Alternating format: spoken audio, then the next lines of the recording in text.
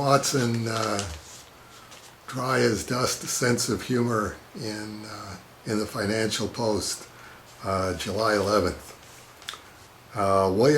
Women's hockey decides Ottawa style. Does anyone else find last month's founding of a new professional women's hockey league name, teams, and league format to be announced in the next couple of months?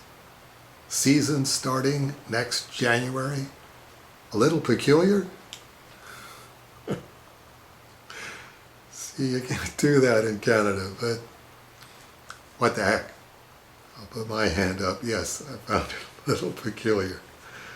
The league had a players' union before it was a league. The employees organized before they had an employer.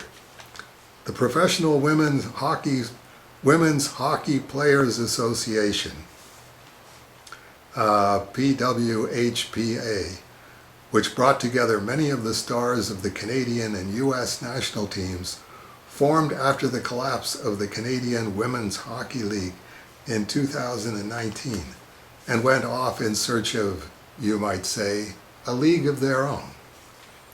Late last month they got one, or at least got the promise of one, when Mark and Kimbra Walter, he, a lawyer and billionaire investment services guy, chairman of the Los Angeles Dodgers and part owner of 3 other pro sports teams, she an attorney in her own right, joined with Billie Jean King Enterprises to buy out the Premier Hockey Federation, the PHF, which had teams in Montreal and Toronto, as well as in 5 U.S. cities.